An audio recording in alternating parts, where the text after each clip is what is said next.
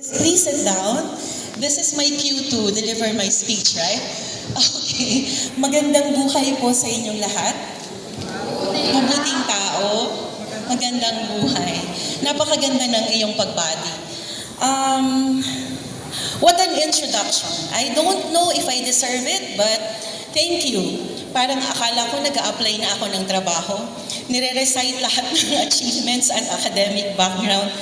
Maraming salamat po. So, to our PTA President, Ms. Cristina Villanueva, to Councilor Nino Sanchez, to our beloved Principal, Ms. Marilyn Castillo, to our District Supervisor, Dr. Guillermo Flores, to our Mayor, Reynante Bautista, who's very much engaging nung kinakamayan niya lahat ng graduates and parents. Sabi ko sa kanya, kinamayan namin ng 506, kasama ang parents at ang mga graduates. Thank you, Mayor. And of course, to the 253 graduates and to their parents, magandang umaga po sa inyong lahat. This feels surreal. Parang binalik ako nung 30 years ago. So, nung dumating po ako kaninang umaga, nakita ko yung mga classmates ko nung elementary and of course nung high school. Seeing them, seeing my friends and the teachers in Angat, Bulacan, I'm really proud. I'm really proud because nagbalik yung alaala na nakaputi din ako ng toga noong 1996. May suot pa akong sampagita. Gawa ng mga taga San Roque, Angat, Bulacan.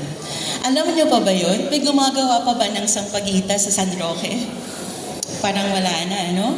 So, it's an honor for me to be back here. It's an honor for me to give back to the school that really started and ignited my dreams. So, kung kasama niyo po ang inyong mga magulang today, kasama ko rin po ang aking mga magulang. So, narito po ang aking Ate Auring, ang panganay na kapatid ng aking ina, ang aking tatay, at ang aking kapatid. So, isang malaking karangalan ang makapagbahagi ng mensahe sa inyong lahat. Sabi ko nga, hindi naman ganun kataas pa ang aking narating. Isa pa rin po akong work in progress. Pero, meron lang akong tanong sa inyo. Mahilig ba kayong makinig ng stories? Good? That's good? So ngayon po, magkukwentuhan lang tayo.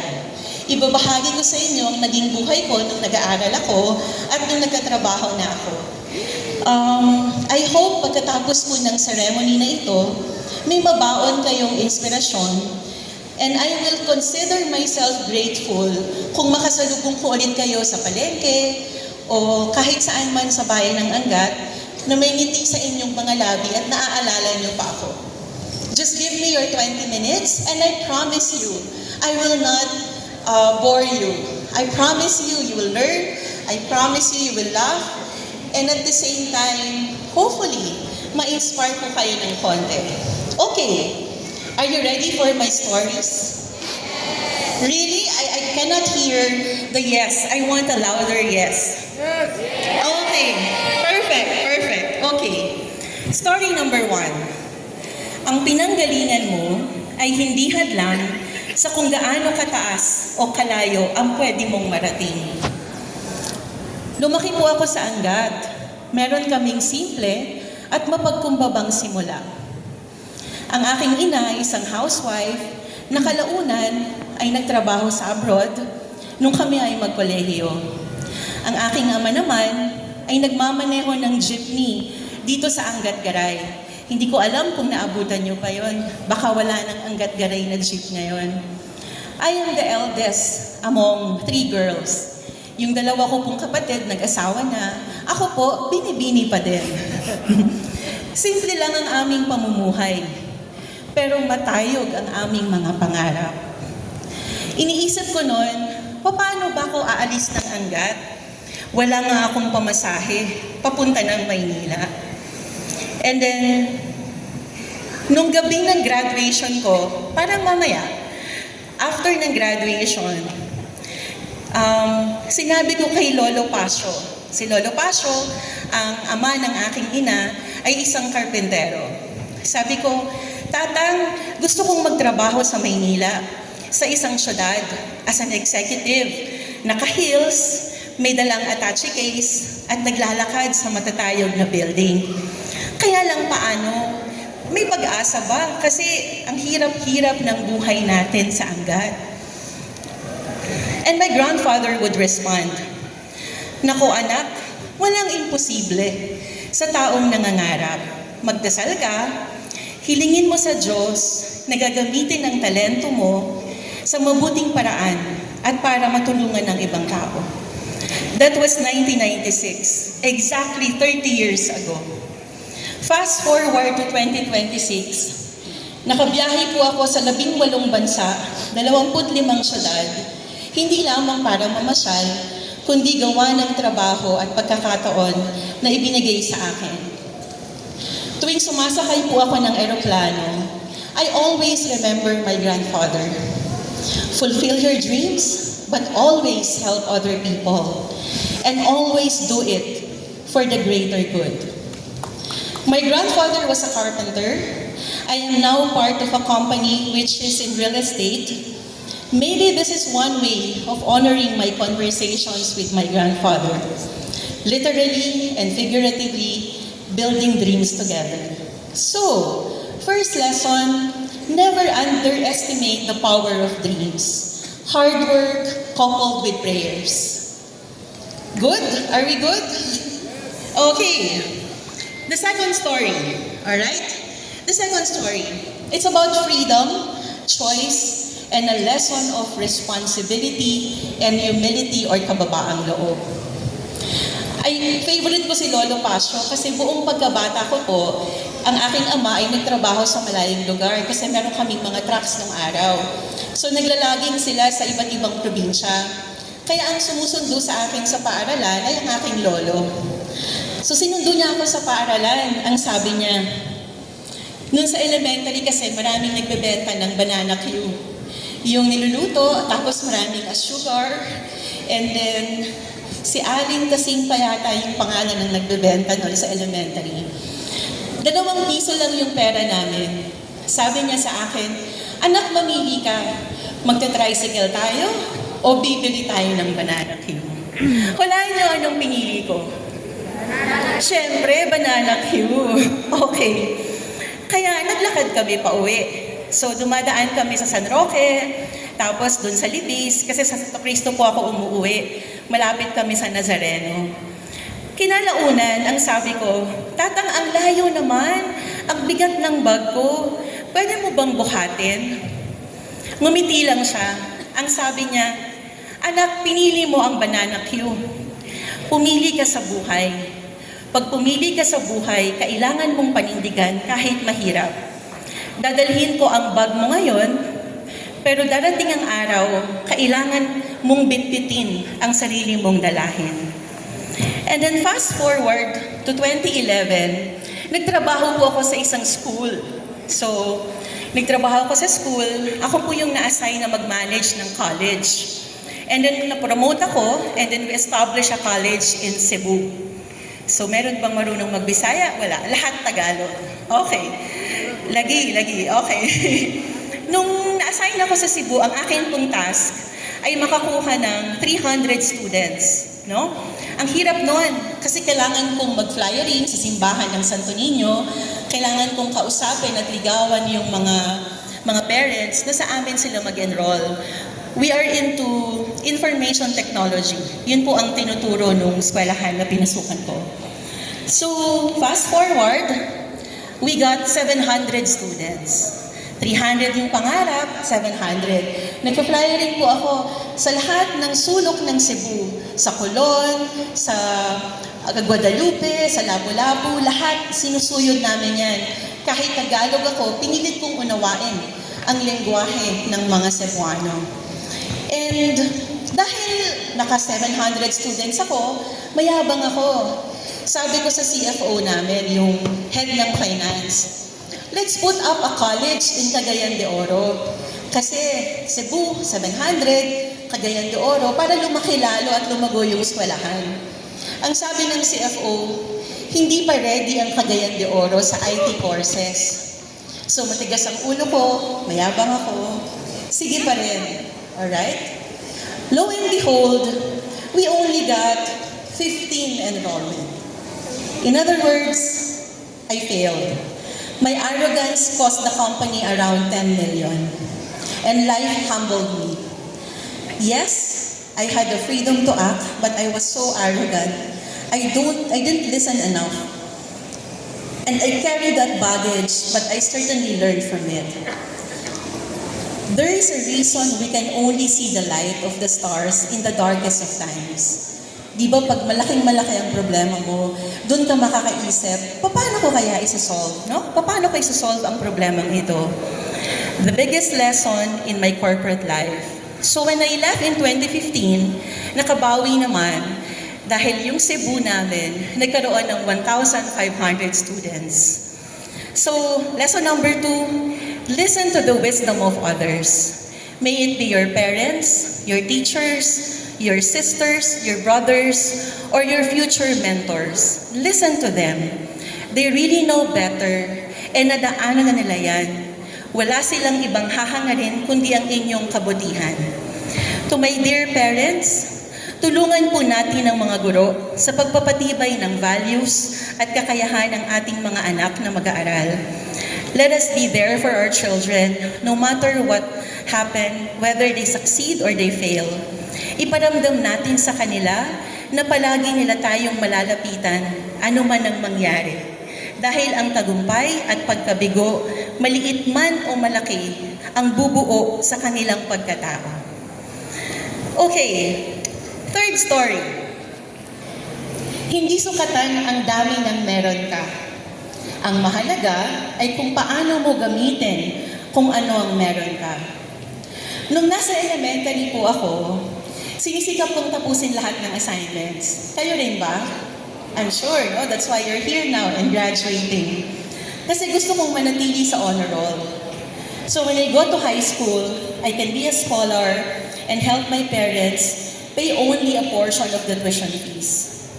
May mga kaklase ako noon na may mga kahon ng Crayola, 24 colors. Sino may 24 colors na crayons? 16 colors. O hindi na kayo gumagamit ng Crayola.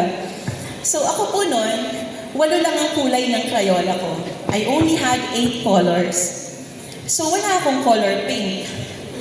Nung time na kailangan ng magkulay ng color pink, nagtataka ako kasi pula lang at puti ang meron, yung mga basic colors.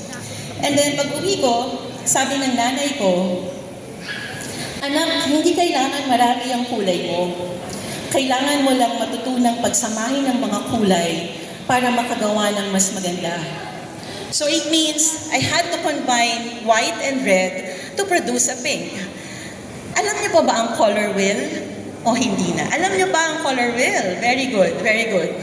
I remember my classmates with lots of pencil case. Di ba may mga compartments yan? Mga sophisticated compartments. I was using something na tinahi ni Ate Orin. May lamang 2 lapis, Mongol number 2, and meron akong pambura na strawberry shape. I hope you still remember those erasers. Can you relate to the erasers na kulay pink? Okay.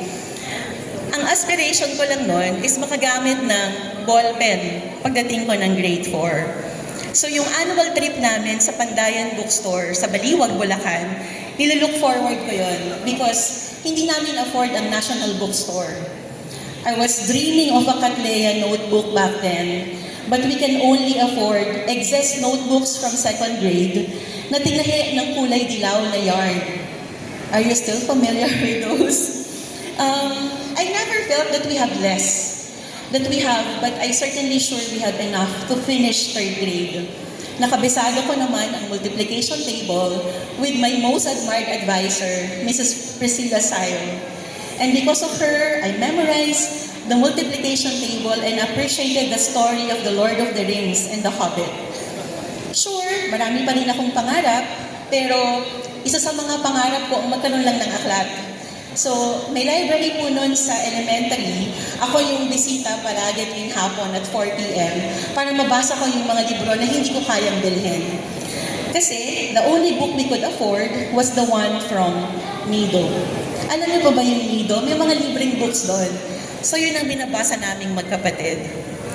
So, in 2015, I applied for a job in real estate because mataas ang sweldo and may mga travel opportunities.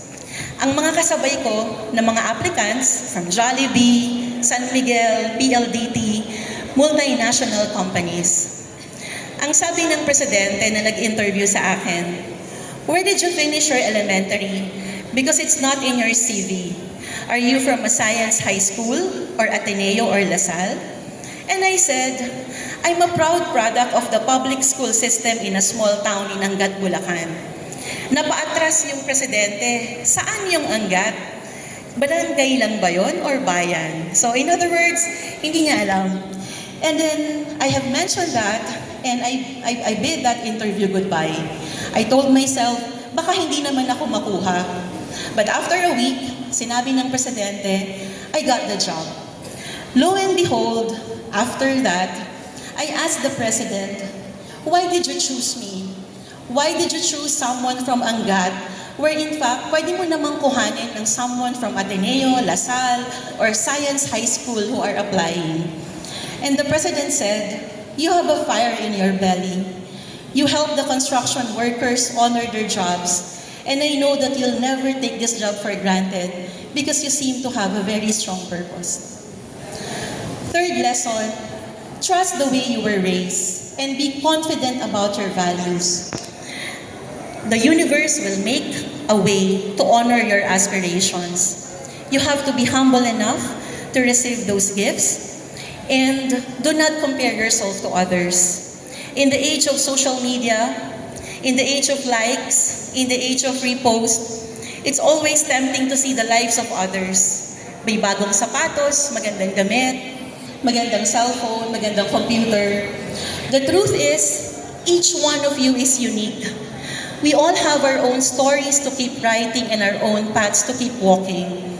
So instead of comparing yourself to others, create your own definition of success. As long as you stay true to this definition, then you are considered successful. Kaya sa inyong lahat na nagtatapos ngayon, gusto kong sabihin, hindi mahalaga kung ilan ang krayola mo. Hindi mahalaga kung gaano kasimple ang buhay mo ngayon. Basta tama ang pagpapalaki sa'yo at matibay ang values mo, magbubukas ang mga oportunidad. Ang tagumpay po ay hindi kailanman nasusukat ng maraming pera, magandang bahay, magagarang damit at sasakyan. Ito ay masusukat sa kung paano mo gamitin ang iyong talento para matulungan ang ibang tao. We are not in this world to see how important, rich, or powerful we can be. We are here to see how much difference we can make in the lives of others. Doing good and being good is never old-fashioned. Always do what is right, no matter what it costs you. Second to the last story, millennial po ako di ba? Boomers, Gen X, taas ang kamay ng boomers, baka wala na. Or Gen X, I'm sure marami pang Gen X. Ito po yung mga magulang siguro natin. And then millennials, ito yung pinanganak ng 1980 to 1992. Marami yan, I'm sure. And then Gen Z, of course, kayo yun. Kami po ay millennials. We are the YOLO generation. Alam niyo pa ba yung YOLO? O ang uso ngayon ay 6-7, flex, slay, o baka naman hawak mo ang beat. Hawak mo ang beat, yun ba yung uso? But for me, YOLO, I've come to realize that YOLO is not you only live once. It's not just we only live once. The truth is, we only die once, but we live every single day. And that means every day is an opportunity. An opportunity to improve, to learn, to fail, to grow, and to become better than who we are yesterday. In the age of TikTok, sino ang walang TikTok? So lahat may TikTok, maliban siguro sa akin. Instagram, Facebook. We all crave for instant messaging, instant like, instant entertainment, instant validation. And because of that, we've become used to choosing what is easy, what is convenient, what feels good the right way, right? But here's the reality I'm telling you, my dear students. The things that truly matter in life are rarely instant. Success is not instant. Understanding is not instant. Growth is not instant. I challenge you today, go beyond the shortcut. Try to read real books, yung naaamoy mo ang pahina ng mga aklat. Not just summaries, not just quick takes, not just real. Kumbaga man, iba pa rin ang sinigang na bunga ng sampalok ang pang-asim at hindi nor cubes or sinigang mix. This is a very funny story. When I came to Manila, syempre, kung meron pong probinsyano, ako po ay probinsyana. So, inala ako ng kaklase ko sa bahay nila, magluluto daw ang nanay niya ng sinigang. So I said, okay. Nung nilalagyan na ng pang-asim, binubudburan ng powder. Sabi ko, ano ang nilalagay sa sinigang? Dahil pang-asim daw yun. Namulat kasi ako sa sinigang ni Ate Auring na kukuha ng bunga ng sampalok sa likod ng aming bahay, ilalaga at yun ang ilalagay sa nilutong pagkain. Again, shortcut. It may taste the same, still maasim, but it's really different. It's not the real thing. Real learning happens when you take your time, when you sit down, when you think deeply and allow yourself to understand. Minsan, mas kabisado pa natin ang kwento ni Tanggol kaysa sa kasaysayan ng bansa. Mas alam pa natin kung ilan ang kantang meron ng BTS or ang BINI kaysa sa multiplication table, algebra, or periodic table. And now, we even use AI. But here's something important. Tools are meant to assist you, not replace you. Technology can guide you, but they should never take away your ability to think, analyze, and understand. Because sa totoong buhay po, walang copy-paste answers. And values is something that can never be replaced by AI. Ang kabutihang asal at paggawa ng mabuti or the desire to achieve a common good kailanman ay hindi kayang palitan ng AI. So yes, enjoy life, mag-flex ka, mag-slay ka, hawakan mo ang beat, sumabay ka sa uso, but read more and challenge yourself. Think more, because every day you choose growth, you are making the most out of your life. At the end of the day, it's not about how fast you get the answer. It's about who you become in the process of finding it. And lastly, thank you for indulging me. Thank you for listening to me. Lastly, be grateful and make time for people you love. Maglaan po kayo ng oras sa mga mahal mo sa buhay. The more grateful you are, the more beauty you will see all around you, and the more generous life will see, and the happier you will become. Be grateful for simple things. Count your blessings. Lagi tayong maging masaya sa mga bagay na meron tayo. With the war happening in the world right now in the Middle East, magpasalamat tayo na malaya tayong nakakapagtipon. Air condition po ang gym na ito. Nung panahon namin, doon lamang kami sa Angat Elementary School na sobrang init talaga ng panahon. And magpasalamat tayo na kasama natin ang ating mga magulang ngayon, ang ating mga guro, mga kaibigan, at mga makahalagang tao sa ating buhay. Treasure lifelong friendships. They are important to keep things fun and meaningful. This is a confession.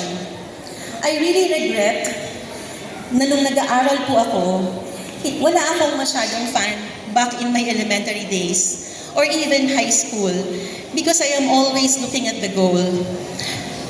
I need to finish with honors for the scholarship. I thought friendship, crushes, puppy loves are distractions. However, in our church, I created deeper and meaningful friendships where you can be yourself, share your sorrows, yung mga bagay na hindi mo ma-share sa mga magulang mo, I can mention to my trusted friends. And because they will always support us. Isang bahagi po ng rason kung bakit tinanggap ko ang karangalan ito na nasa inyong harapan. Sa totoo lang po, sobrang mahiyain ko. Hindi po ako masyadong marunong mag-public speaking. But then, because of that friendship, I accepted this ordeal or this challenge. Mrs. Sil Suryaga Pedrosa is my good friend for 27 years. Don't compute my age. There's a reason why I call her Ate Cecil.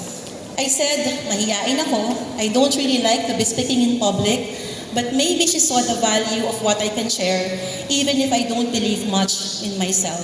So invest on friendship. Build meaningful friendships along the way. Let's all be grateful we have a home, we have food, we have jobs that provide for our families, and that we are alive.